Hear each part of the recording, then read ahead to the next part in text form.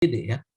Apakah mutlak cuma ahli media saja yang harus paham dengan update media kalau sudah begini situasinya? Tidak, Kira-kira Bapak. ya bagaimana Dari? Tidak, Bapak. Tidak ya. Jadi ahli media itu mungkin dia akan bersifat ahli media itu dalam skop yang saya sampaikan tadi itu mungkin dia adalah ahli IT-nya ya Dek ya, yang berbicara dengan bagaimana memodernisasi produk-produk pembelajaran ya. Misalnya kalau dulu video saja, sekarang naik levelnya menjadi apa yang kita sebut dengan AR dan VR kan gitu ya. Kalau dulu kan cukup video, sekarang augmented reality sudah ada. Nah, dari segi ahli media ini oke. Tapi kemudian apakah dibiarkan materinya out of date adik-adik? Kan nggak boleh kan? Nah, misalnya seperti ini, contoh sederhana saja yang saya ingin sampaikan kepada adik-adik. Ini saya bertanya ya pada adik-adik ya. Bagi adik-adik semua, berikanlah saya satu contoh sederhana atau jelaskanlah saya mengenai atau berikan satu contoh rantai makanan gitu ya. Siapa yang bisa menjelaskan atau memberikan contoh kepada saya? Yuk berpikir cepat. Saya mau direspon cepat ini deh. Izin menjawab, Pak. Oke, Ezra. Rantai makanan yang Bapak maksud itu yang Contoh kayak rantai rantai makanan makanan ya. Bebas, pokoknya silahkan sebutkan. Yang pertama tanah, cacing, ayam, diri. Oke. Ada lagi ingin silakan pada saya? Ada cacing, tanah, cacing, ada elang gitu ya deh. Habis itu koid elangnya gitu. Oke, Resia silahkan. Mungkin kalau dari saya, padi dimakan tikus, tikus dimakan ular, dan ular dimakan elang. Yang lain ya. Saya mau respon cepat ini. Haya, silakan. Jadi nggak boleh gini ya deh ya. Jadi yang saya harapkan bukan berusaha mencari, tapi apa yang otomatis terbesit di pikirannya adik-adik. Apakah itu hal yang sama dan lain, silahkan gitu ya. Silakan ya.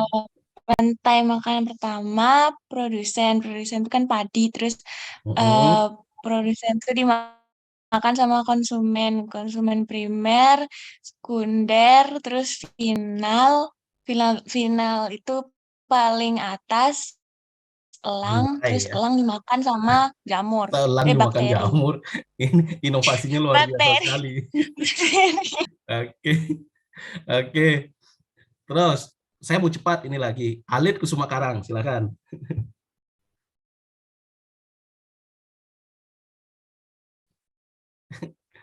Let, gimana nih Let? Hampir sama tadi Pak, mau nyebutin ular itu tadi Pak. Oke. Terus Rohni Damanik. Apa yang terpikir di pikiran kalian itu, entah kalian ingat masa lalu atau bagaimana kenangan masa lalu ya. Ini Bapak ini kok ngawur-ngawur aja penjelasannya, padahal kita sedang berbicara mengenai PSB. Ya, kita sedang berbicara mengenai PSB ini sekarang ya. Roni, gimana Roni? Ya, ini bukan UTS, WAS ya, masih aman kok ya. Ya, gimana Roni?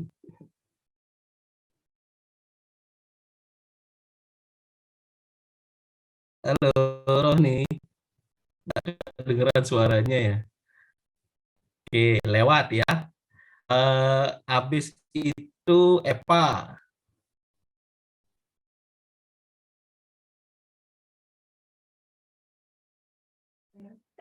Sudah kedengaran Bapak? Sudah. Silakan Eva. Mungkin dari padi, terus rumput terus dimakan belalang, lalu kata, ular dimakan elang mati terus dimakan bakteri kayak gitu. Oke, Aduh. oke, stop ya, yang saya stop ya. Dari semua orang, dari yang sudah menjawab ini, pasti ada satu kesamaan ya, Dek, ya, satu kesamaan. Di mana kesamaannya? Selalu ada ular, selalu ada elang. Nah, ya. Ini saya yakin dari warisan leluhur ini sudah ya. Ular dimakan elang, elang mati. Pokoknya selalu dibalut. Rasanya kalau rantai makanan itu kurang afdol kalau kita tidak menyebut ular dan elang. Ini kan informasi yang out of date ya, Dek ya. Sekarang saya tanya adik-adik, pernah nggak lihat ular dimakan elang? Nah, coba pertanyaan saya, adik. Nggak pernah, Pak. Ya, nggak pernah. Belum pernah. Bisa Dek mengatakan ular dimakan elang, seenaknya saja Dek mengatakan ular dimakan elang. Dari mana Dek dapat? Dari buku pelajaran IPA, Pak. Oke, dari buku pelajaran IPA kelas? Lupa Pak kelasnya, cuman waktu SD belajarnya gitu. Waktu SD belajarnya begitu. Nah, Dek, apa yang Dek sebut itu tadi, itu warisan dari zaman saya SD, Dek. Itu sudah ada dari saya SD. Dan cerita itu sudah ada sejak Bapak SD. Entah berapa generasi itu ya, Dek ya. Apakah situasi sama, Dek? Masihkah ada elang di sini? Kalau dulu zaman saya SD mungkin saya ketemu elang 1-2 ekor ya. Langsung lihat elang di bawah ya. Nah, ini artinya apa? Dari segi konten kan hilang sudah, Dek ya. Out of date itu loh. Nah, inilah pentingnya bahwa ketika kita berbicara tidak boleh kita berbicara secara pragmatis melihat satu sudut pandang saja. Nah, ketika kita berbicara bagaimana caranya memastikan bahwa satu pusat sumber belajar itu bagaimana cara memastikan agar tetap update, berkualitas. Pertama, harus ada tanggung jawab dari yang mengembangkan dari sisi kontennya, kan begitu kan? Kemudian harus ada yang bertanggung jawab atau yang pakar di bidang desain sistem pembelajarannya.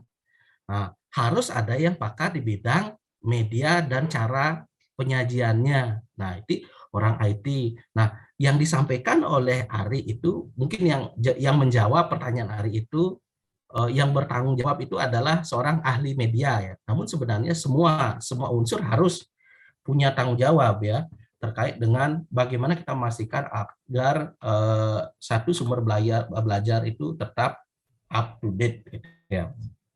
Tidak hanya update itu tidak berbicara hanya teknologinya saja, tapi informasi yang diberikan. Nah, saya yakin di sini tidak ada yang sadar bahwa di dalam jambu itu ada ulat, kemudian ulat itu dimakan burung pipit atau burung-burung pelatuk lainnya, kemudian burungnya mati dimakan bakteri pengurai. Ada nggak yang berpikir seperti itu? Saya yakin nggak ada. Ya, nah itulah masalahnya. Ini berarti bahwa dari segi konten kurang update ya, Dek ya. Nah, tugas kita ketika mengembangkan sumber belajar itu adalah mencari update-update informasi yang bisa diterima oleh peserta didik kita. Nah, itulah kenapa kita selalu mengenal sumber belajar by design dan by utilize. Nah, kalau kita berbicara mengenai by utilize, informasi yang kita dapat pasti seperti itu. Padi dimakan padi dimakan tikus, tikus dimakan ular, ular dimakan elang, elang mati. Kok saya jadi ribet ya. Padi dimakan tikus, tikus dimakan ular, ular dimakan elang, elang mati dimakan bakteri pengurai, menjadi pupuk, kembali lagi siklusnya padi tumbuh, begitu. Nggak ada tuh yang mengatakan bahwa saya punya pohon jambu, di jambu saya ada ulat, ulat itu kemudian keluar di patok burung. Nah, burung itu bisa saja dimakan ular, ular mati, dimakan bakteri pengurai, dan menjadi pupuk. Nggak ada yang berpikir seperti itu tadi. Yang saya lihat selalu kesamaannya adalah ular dimakan elang, padahal elang itu sudah langka di sini ya, nggak ada. Ini artinya perlu up to date ya. Nah itu untuk menjawab pertanyaannya De Ari. Kemudian lebih spesifik lagi, oh ya ini sudah nyambung ya pertanyaan saya, jawaban saya berarti ya. Program apakah yang kamu lakukan terkait dengan peningkatan kualitas? Bukan ini. Itu pertanyaannya si Arya. Dalam pemeliharaan koleksi media dijelaskan mengusahakan agar koleksi media tetap aktual, tidak ketinggalan zaman, dan lengkap juga. Bukan tanggung jawab ahli media di PSB. Pertanyaan saya, bagaimana menentukan media yang aktual? Nah itu ya, seperti yang sudah saya jelaskan. Nah, kemudian nyerempet juga pertanyaannya si Arya Gunawan ya. Program apakah yang akan kamu lakukan terkait dengan peningkatan kualitas pendidikan dan berorientasi pada pengembangan pusat sumber belajar? Nah, program apa yang kamu lakukan? Nah, itu ya, Dek ya. Nah, sebenarnya kalau berbicara program apa yang kamu lakukan, ini sangat berkaitan dengan kelompok 10 ini, Dek ya. Seharusnya kelompok 10 yang punya ini. Karena ketika kita mengembang sebentar, saya ditelepon Pak Widi satu ya, sebentar.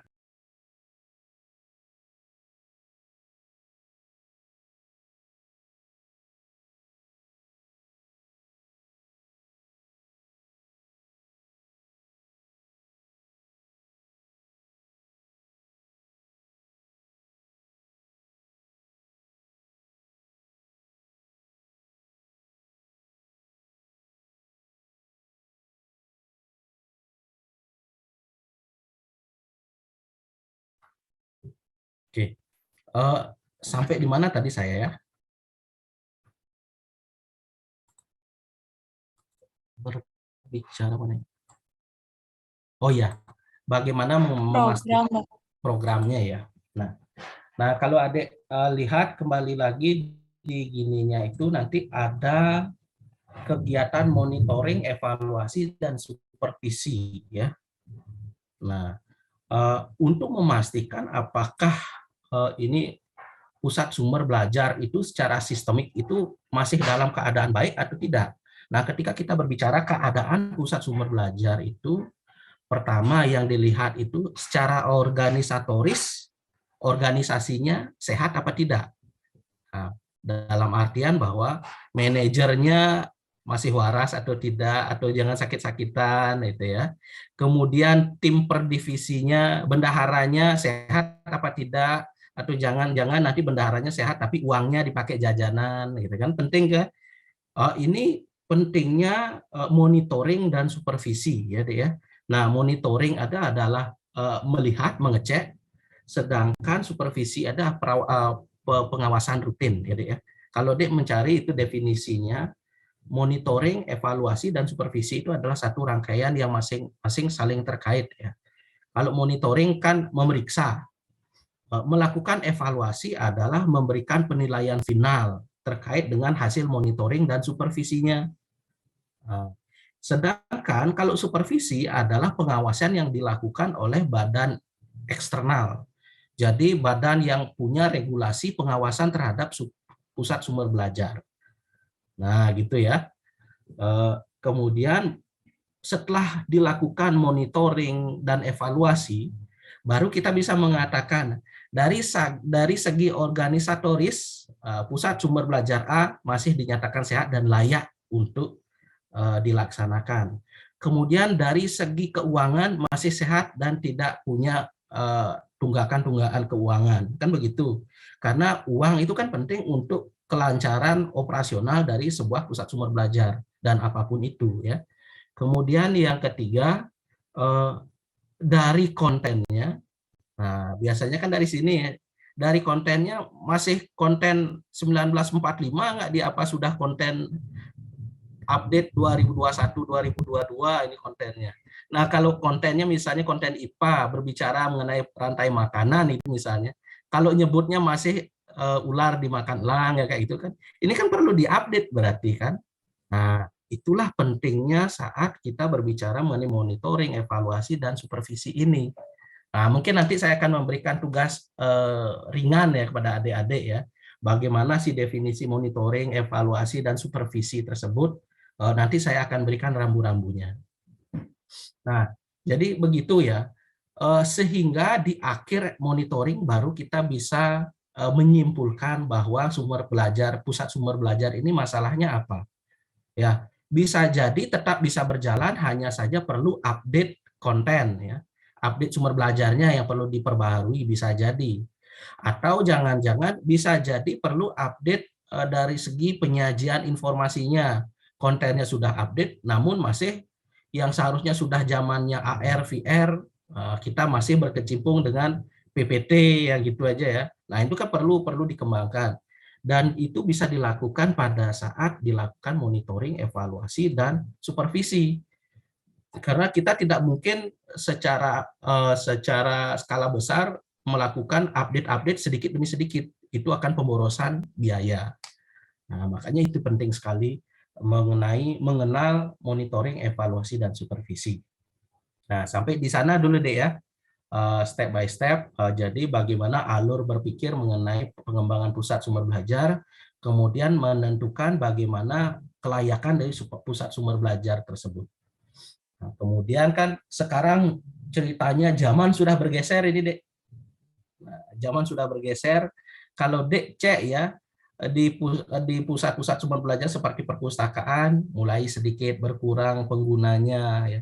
Lebih banyak sekarang siswa-siswa itu mencari di internet ya, seperti yang disebutkan tadi, ruang guru, rumah pintar, pokoknya macam-macam ya.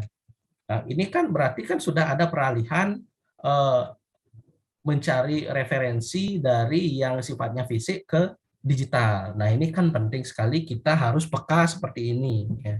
Sebagai seorang teknolog pembelajaran kan harus tahu hal seperti ini. Pak, apakah semata-mata karena saya seorang teknolog pembelajaran, teknolog pendidikan atau pakar IT berarti saya sudah otomatis paham mengenai update-update tersebut? Ya, tidak juga. Nah, kalau adik sarjana teknolog pendidikan yang urusannya cuma tidur saja di rumah, ya susah gitu ya, Dek ya. Jadi tetap kita harus menggali informasi, update informasi yang ada di dunia perkembangan dunia seperti saat ini ya. Kalau Dek cuma diam diri, Facebookan, IG, apalagi cuma goyang TikTok saja ya, susah informasinya berkembang ya, Dek ya. Nah, apalagi nah, itu penting bagi adik-adik bahwa segala sesuatunya akan mampu dipahami, dikuasai dengan baik ketika kita mau menggali informasi ya, Dek ya. Bukan tidak mungkin yang ijazahnya bukan seorang teknolog pembelajaran, namun ketika mereka menekuni di bidang teknologi pembelajaran dan pendidikan, malah dia bisa pakar secara kemampuan ya. Itu penting bagi adik-adik. Oke. Nah, kemudian ketika kita berbicara mengenai sikap kita di dalam bagaimana apa yang harus dilakukan untuk mengembangkan pusat sumber belajar digital gitu ya, tadi pertanyaannya ya. Ini baru saya masuk ke pertanyaan yang dititipkan kepada saya ini. Itu pertanyaannya siapa tadi ya? Ini saya cari-cari di gininya soalnya.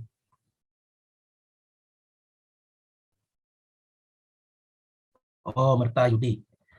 Jika dalam praktiknya di lapangan proses pembuatan PSB dalam bentuk web, situs apa yang digunakan?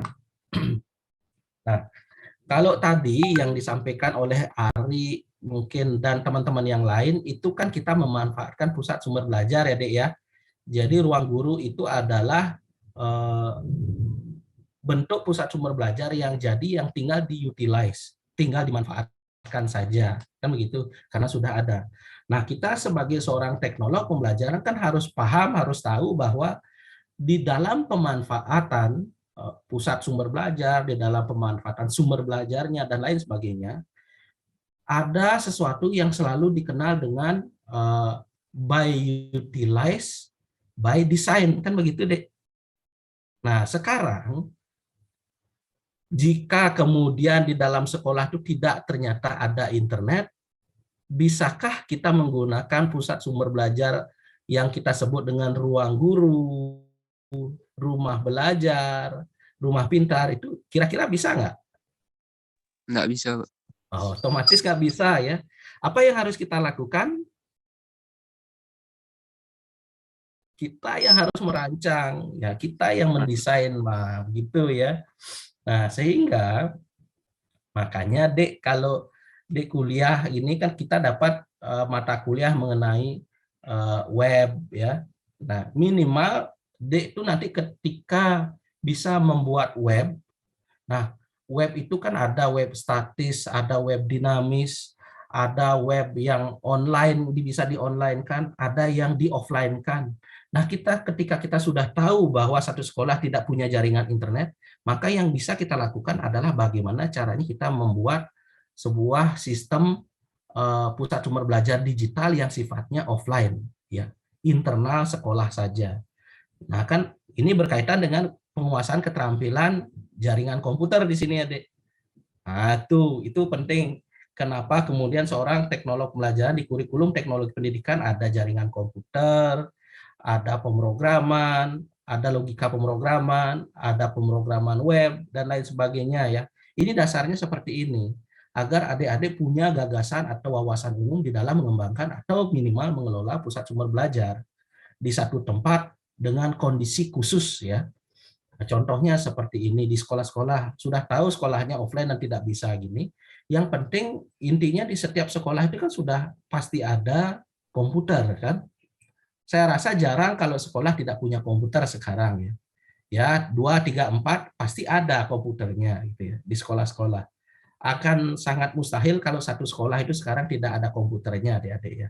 Bahkan sekolah di desa saja sudah ada lab komputernya, entah terkoneksi internet atau tidak. Nah, itu kan kita yang nggak tahu, itu perlu dianalisis. Tapi yang jelas ada komputernya. Nah, perannya kita itu adalah mengembangkan sistem webnya. Nah, ketika menggunakan sistem web yang mana yang digunakan? Oh, itu bebas adik-adik ya. Dalam konteks ini bebas. Dek mau menggunakan WordPress, bikin webnya, bisa. Menggunakan Blogspot, pusat sumber belajarnya, bisa. Google Site Dek gunakan, bisa. Kalau Google Site itu bahkan mudah sekali, ya lebih mudah sekali. Tinggal Dek bagaimana caranya mengelola konten agar sesuai dengan kebutuhan dan level-level siswa yang mendapatkan informasi yang ingin disampaikan. Kan begitu. Nah, Dek pernah menggunakan Google Site, Dek, adik-adik? Oh, nggak pernah, Pak. Nah, kan simpel kan menggunakan itu kan? Iya, Pak, udah disediakan. Nah, semuanya sudah disediakan. Kan sekarang yang diperlukan itu adalah kreativitas desainer di dalam merancang bagaimana konten-konten itu terkategorisasi sesuai dengan kebutuhan peserta didik. Misalnya, untuk level umum, ada kategori informasi level umum, ada kategori level kelas 1 SD, kelas 2 SD, kelas 3 SD, sampai kelas 6 SD. Jika adik-adik membuat PSB untuk SD, kan begitu. Nah, begitu juga seterusnya untuk SMP, SMA, selalu ada kategori umum untuk memberikan informasi-informasi wawasan-wawasan umum. Nah, di dalam kelas 1, kelas 2, kelas 3 kan ada lagi nanti terperinci mengenai mata pelajarannya. Nah, begitu seterusnya. Jadi keterampilan itulah yang Dek perlu lakukan sehingga nanti ketika membuat pusat sumber belajar, entah itu offline, online, itu bisa dikembangkan sesuai dengan kebutuhan. Nah, ini yang disebut dengan by design. Mengenai yang mana yang digunakan, boleh semuanya ya. Kan bisa membuat web dari nol menggunakan HTML dan lain sebagainya, PHP, itu bisa juga kalau Dek punya waktu dan punya kemampuan untuk itu. Tapi kalau dia rasa yang difokuskan adalah saya ingin membuat pusat sumber belajar dalam waktu yang cepat, kemudian bisa langsung dinikmati orang, biar saya tidak ribet lagi, saya gunakan weblog bisa, WordPress bisa, Google Site bisa juga, gitu ya. Nah, seperti itu kira-kira Dek Ketut ya. Itu kalau by design. Nah, kalau by utilize, nah gunakan rumah belajar, ruang guru, rumah belajar, rumah pintar, dan macam-macam ya. Pokok segala isi rumahnya. Ya. Nah, kira-kira begitu, adik-adik. Ada yang ingin ditanyakan nggak?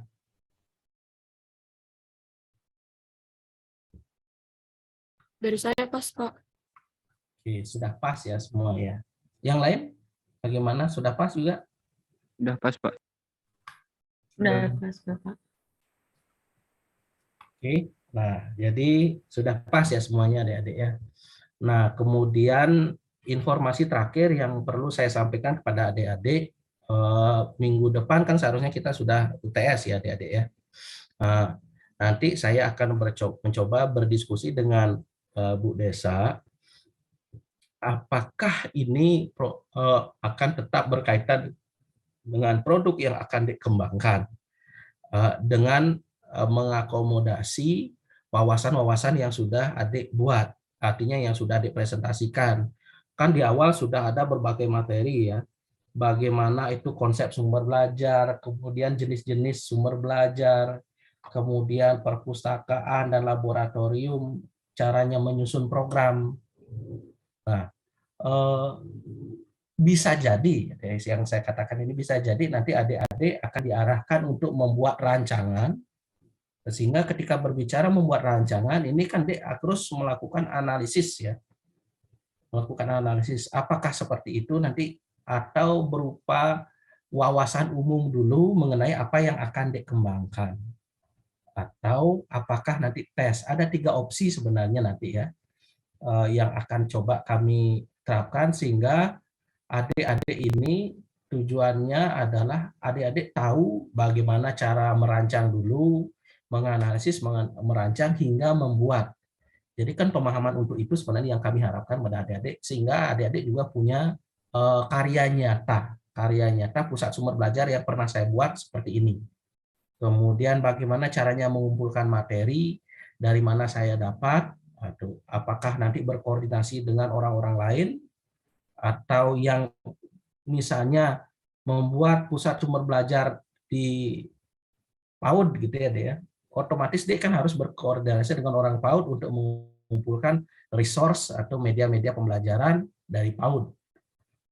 Begitu juga SD, SMP, dan SMA.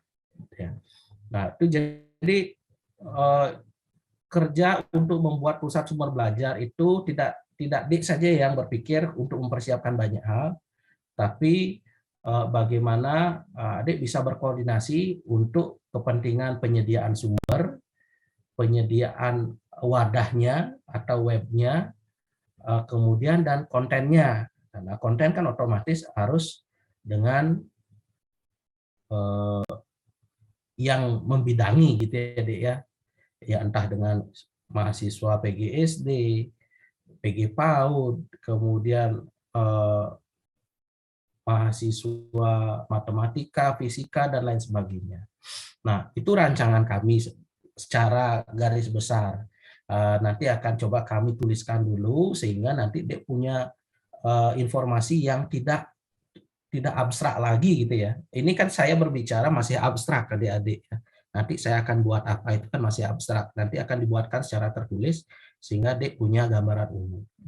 Nah, kemudian yang perlu saya sampaikan untuk terakhir adalah mengenai materi mengenai monitoring, evaluasi, dan supervisi pusat sumber belajar. Kami gitu. Nah, seharusnya ini kan kelompok 10.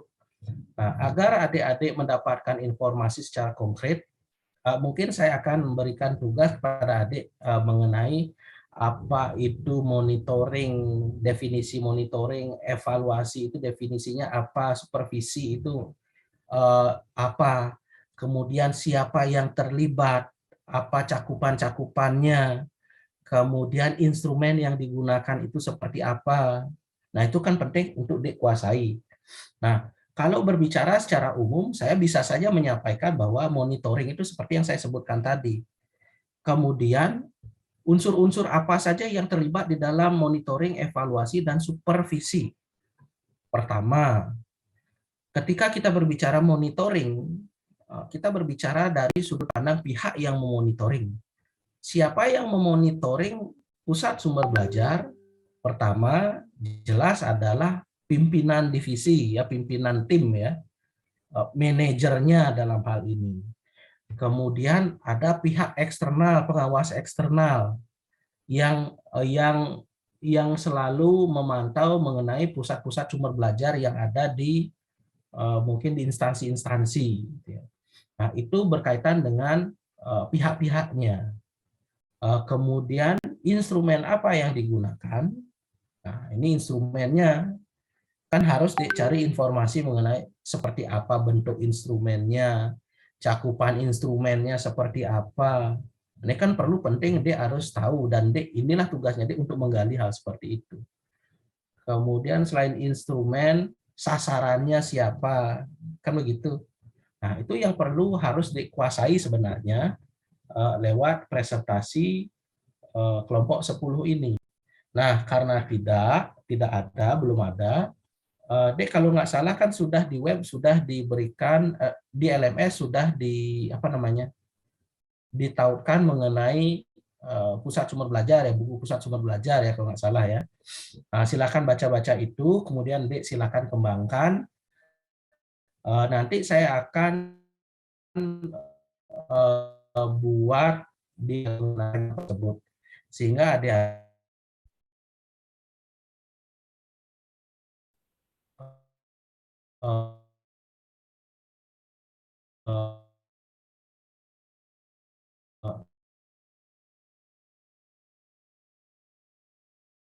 sumber belajar ini. Nah, itu yang bisa saya sampaikan kepada adik-adik. Barangkali tidak akan terlalu banyak, karena kalau terlalu banyak, karena ini berkaitan dengan praktek soalnya, ya. Jadi kalau terlalu banyak berbicara juga seperti apa sih bentuknya nanti. Nah, itu kan perlu Dek yang mengeksplor itu nanti, ya. Nah, dari saya begitu, Dek. Jadi informasi yang saya bisa sampaikan kepada adik-adik terkait dengan pengembangan dan monitoring, evaluasi, dan supervisi pusat sumber belajar.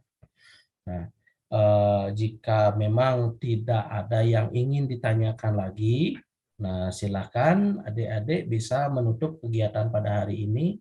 Yang tugas memoderatori tadi siapa ya, adik-adik, ya? Nah, silakan nanti ditutup dengan berdoa dan menutup kegiatan pada hari ini.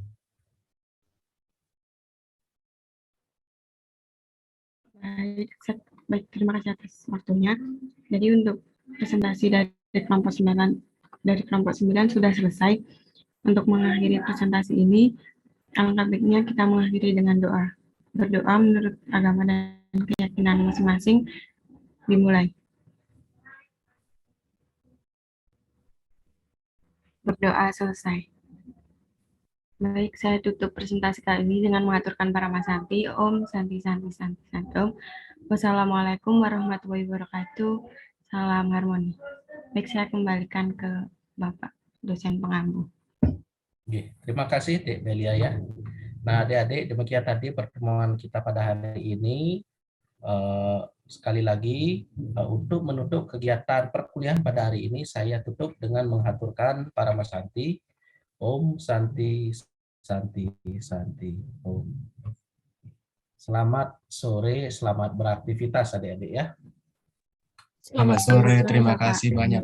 Terima kasih, Pak. Terima kasih, Bapak. Semuanya bilang sore, ini nggak fokus berarti semuanya, ya. Selamat siang, Pak. Siang.